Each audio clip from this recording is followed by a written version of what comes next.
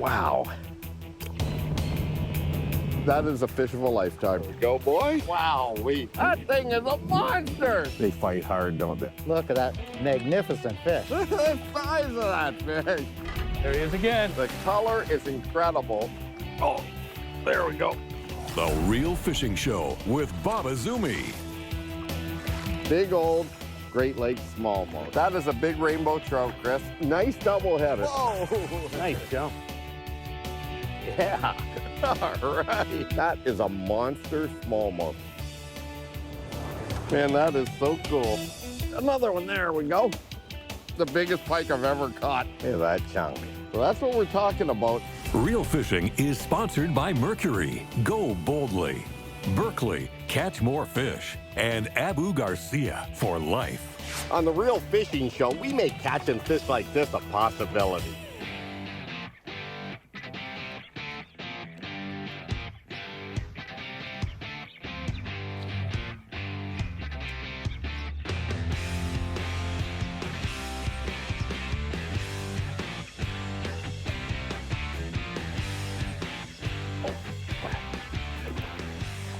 Whoa. That was so cool.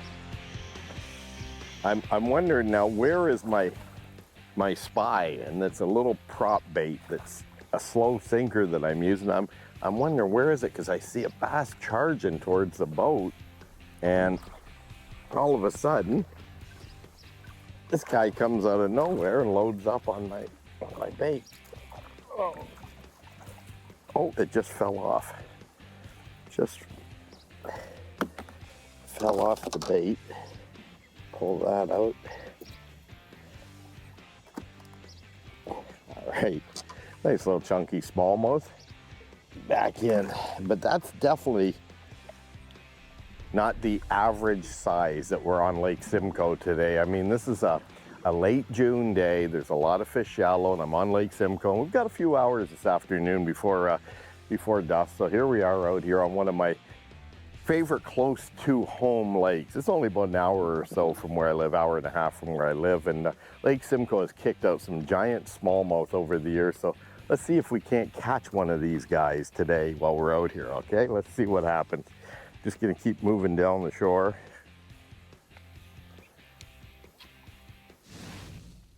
Hey, I want to take a moment and talk about the Berkley Spy. This is a pretty neat little bait. It's 2 3/4 inches long, and it comes in two versions. One that weighs 1/4 ounce, it's a slow sinking, and then there's a 1/3 ounce that's a fast sinking.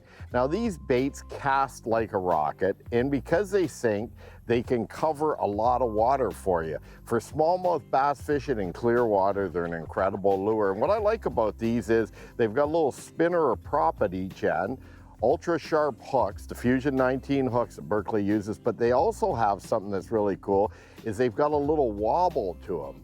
Just ever so slightly, like a bait fish would look swimming through the water column. The other thing is when you kill this bait or stop it, it wobbles down as it sinks and stays horizontal yet wobbles down. Very, very cool bait.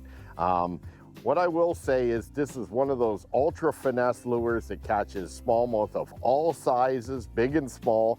You can cover water with it, and what can I say? It's an efficient lure to use in clear water if you like smallmouth bass fishing.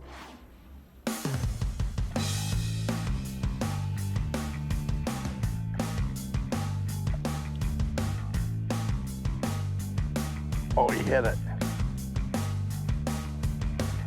There. Oh, yeah. Aha. Mr. Smallmouth Bass. Not as big as I thought he was. I thought he was actually a bigger one than that, but he is. Another Lake Simcoe smallmouth. Not very, definitely not in that, maybe 3 pounds at best, but not, probably 2.5. Not a giant. The old drop shot rig. Well, that one wasn't too big. I thought he was bigger when I saw him from a distance. Coming up. That's a pretty good Simcoe smallmouth. You know,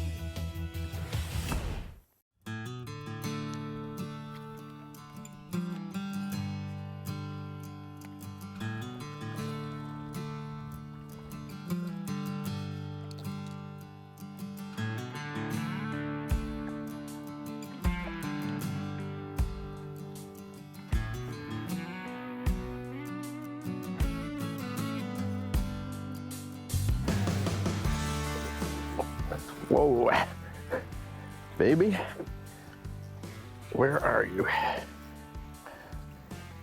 Oh yeah, that's a pretty good one there.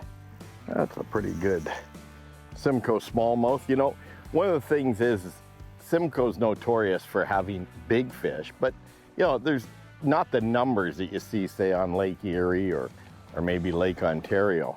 But it's got some real giant fish, as a lot of the real hardcore bass anglers know, like 5 and 6 pound fish, lots of you know, 4 pound fish. And one thing is, you know, when you get a warm summer, a lot of times those fish will stay up shallow all summer long. Now, you know, there's some that are pre-spawn, spawn, and post-spawn right now at the end of June. And a lot of these real big fish, like this one I got on here, you know, one way of catching them is sight fishing. Another way is by making super long casts covering the water. And oh yeah, this is a healthy specimen here. There. Oh, that's a big fish. That is a big one. And you know, these things are, I just can't stress it enough. You want to, you know, release these big fish back into the water. They're incredible fish. And this hit a drop shot just on a short little ultra tungsten. That's a tungsten drop shot weight, very lightweight, about, you know, maybe 1/4 ounce or so.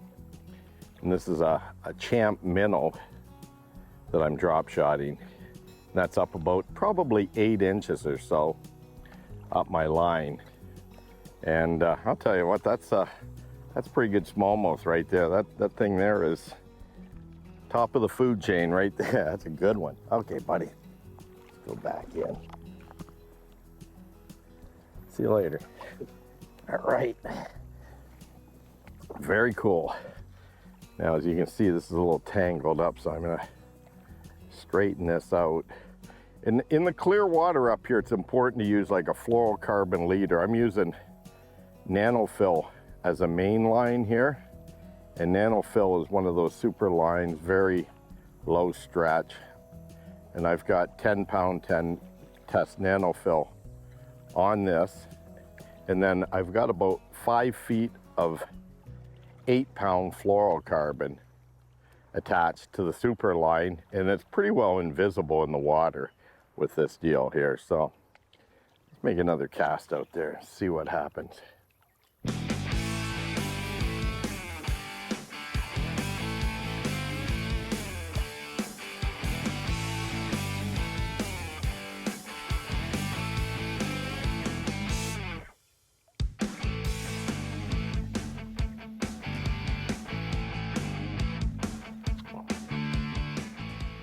What we've got here is a rock shoal, small rock shoal here on Lake Simcoe, and making super long casts with this Spy, just trying to cover it first. And I'm keeping my eyes open, just looking around all the boulders for fish. And you know, you'll catch a lot of fish in clear water if you make super long casts, especially, you know, using a Finesse type bait. And I mean, for a search bait, like I'm using now, which uses basically a steady, slow retrieve, you've got this little tiny prop bait here that's a slow sinking Berkley Spy. And it's just so subtle, and that thing just slowly wobbles through the water, and the little props on each end just slowly turn. And I don't know why, but it attracts a lot of fish that may not be really active. It just gets them to eat. And so, nice long cast, using a light rod too. This is a crankbait spinning rod, so it's got a very soft tip on it. Oh, I just had a hit. Very soft tip, and oh, had another hit. I think that's perch though. I think it's a perch. It's got to be a perch. If it was a smallmouth, I would have ate it, but it was like a boom boom. You would be amazed at what you catch on these particular baits here. They catch a lot of different species of fish just because they are so subtle going through the water column. And this retrieve on this reel is very slow. It's actually a winch spinning reel, and it's actually made for crankbaits as well, so it's got a real slow retrieve.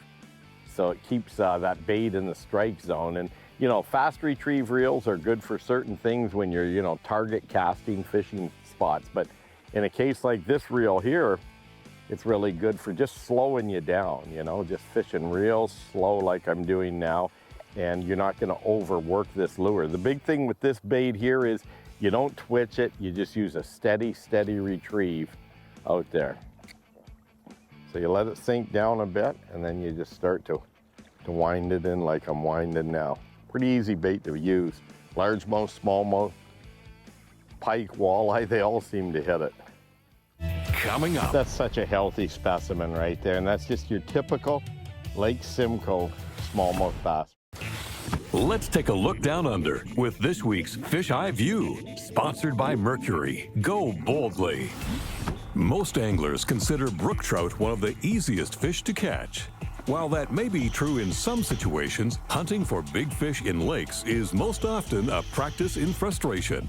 Smaller fish may appear suicidal, but those big square tails are another matter.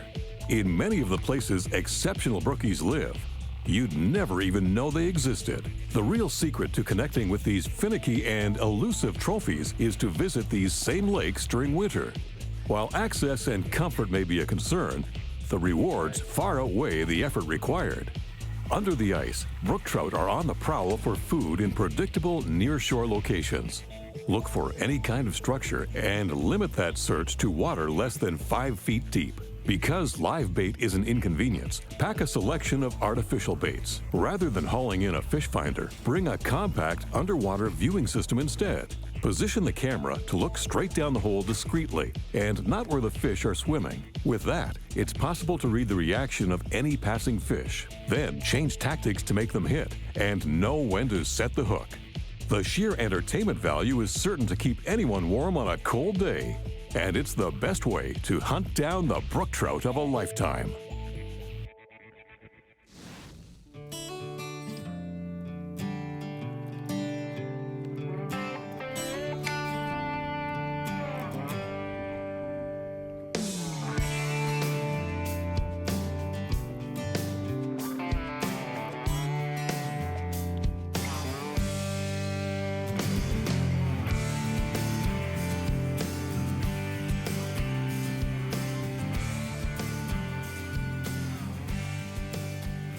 Oh, there we go. Oh, yeah. Come on, baby. You know, if I had my druthers of fishing smallmouth or largemouth, I would probably pick largemouth because I like heavy cover fish and power fishing, but there is something about this finesse smallmouth that we do so much of up here in the north in the clear water, especially around the Great Lakes, but even some of the smaller lakes. And it is pretty addicting, especially when you see the fish strike. And in this case here, this fish I did see hit. And that's pretty good smallmouth. I saw the thing hit. Here we are. On over. Yeah, nice one. These things are so precious. You gotta, it's nice to catch them, look at them, hooked right there, that little tiny fusion hook. Lost my drop shot bait, but I mean, how nice is that? That's like a, you know, probably right in about a 4-pound fish or so right there.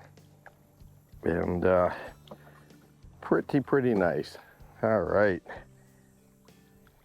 You know, that's such a healthy specimen right there, and that's just your typical Lake Simcoe smallmouth bass right there. I think it's time to get this baby back in.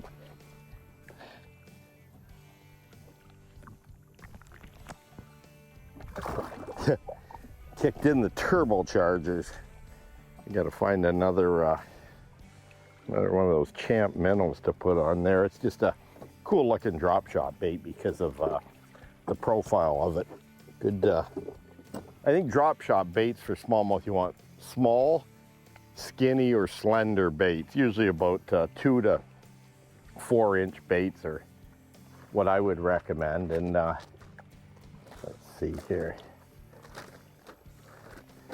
Here we go, right here.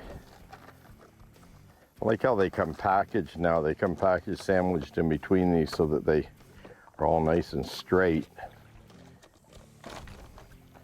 And there they are.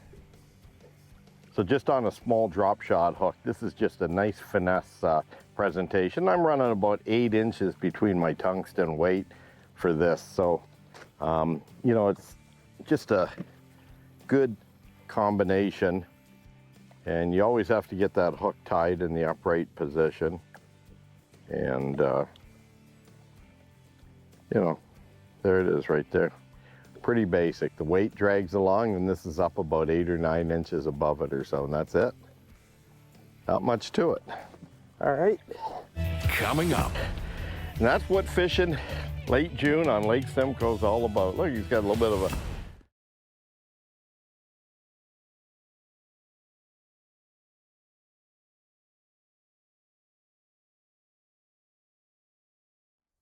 I would say that a lot of successful fishing outings start before you even get out in the water. Before I leave home, I'll do a number of things before I hit the lake. First off, I'll get on my computer and I'll punch up Navionics. And what I like about Navionics is they've got cartography or mapping of so many lakes around North America. So if I'm going to a lake and I'm gonna say target shallow, clear water smallmouth, like I'm doing on today's show, I'm gonna look for some of those areas where those fish may be. If it's say late spring, early summer, season's open, some of the fish are just moved off the beds or guarding fry, they could be very close to the areas they're spawning or just off of them. So I'm gonna look for some bays, I'm gonna look for points, shoals, flats, areas where those shallow smallmouth could be cruising around in. And in that case, what I'll do is I'll find them on my charts on Navionics, then I'll cross-reference it with Google Earth. And when you get on Google Earth, you can zoom right in and say, you know, you're marking a shoal. Now you can see if there's boulders on it or if it's just flat rock. If it's just flat rock, I'll probably stay away from it. But if it's got, you know, sand on it and maybe a little bit of weed or especially big round boulders, that's a great area for smallmouth. If I'm targeting largemouth bass, I'll get on Navionics and I'll look for like some of the green areas that have vegetation in the back bays. And largemouth usually will spawn in those areas and move out from those areas. And another thing I always do is I'll get on my phone and I've got an app, Windfinder Pro, that I've downloaded, and I'll get on Windfinder and I'll find out what the wind is gonna do for the day I'm going fishing. And if it's that day or tomorrow or whatever, I'm gonna see what the forecast says, because wind is everything. If you're gonna fish clear water smallmouth, you want it to be as flat as possible. So if you're gonna target, say, the north end of a lake and the wind is blowing out of the south, good chance is that wind's gonna be blowing right into the area. It'll make it hard to see any fish, might even blow some of those fish out of those shallow areas. So you want either an offshore wind or a calm day to fish shallow water smallmouth. Anyway, sight fishing's a lot of fun. I really enjoy doing it. Let's get back to some more real fishing.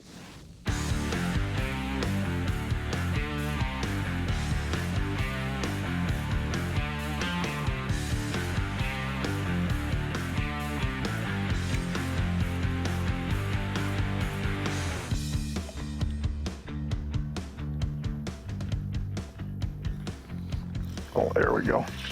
There we go.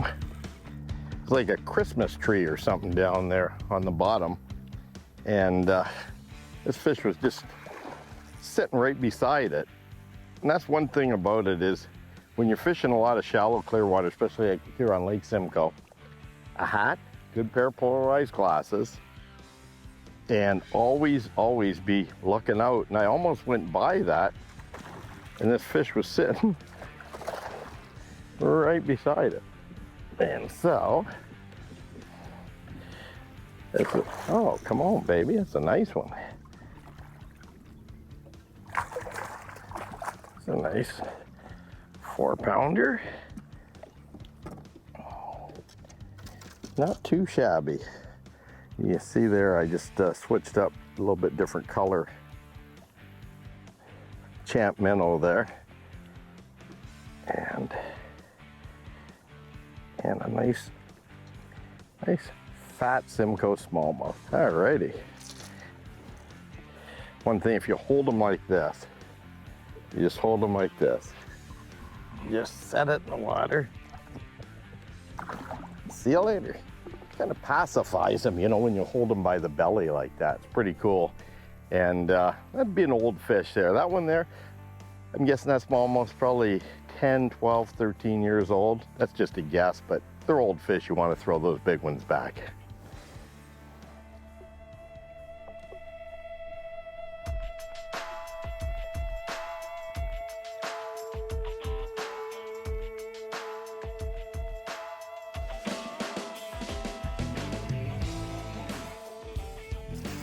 Oh, there we go. Whoa. This is a good one. This thing is pumped. Wow, it's a fatty. You know, it's amazing to think of the 30-pound limits of smallmouth, 5 fish limits that have come in tournaments over the years. And it's just such an amazing lake. And the cool thing is it's a crystal clear lake, so you can see a lot of these big smallmouth cruising. And it's just an amazing body of water. Look at that. That's just a nice chunk. I mean, in a tournament, you might not even be in the top 10 with a limit like this. Maybe not even in the top, 20 in some tournaments where 20 pounds is a normal limit. But that fish there ate a power tube, and this is definitely where pliers come in handy. Just pop it right out. This fish was not going anywhere. There we go. All righty. And that's what fishing late June on Lake Simcoe is all about. Look, he's got a little bit of a scar on the side of him. I'm not sure what that was caused by, but see you later, buddy. And thanks for playing. Right. Shallow, clear water smallmouth fishing, so much fun here on Lake Simcoe. Actually, all the Great Lakes, they're worth trying if you like catching big, fat smallmouth. Hey, we'll see you next week right here for some more Real Fishing. Real Fishing was sponsored by Mercury, Go Boldly, Berkley, Catch More Fish, and Abu Garcia for life. Well, that thing's got some weight to it. Size of that puppy right there. That is just wild. Man. Beautiful, beautiful. Look at the size of that thing.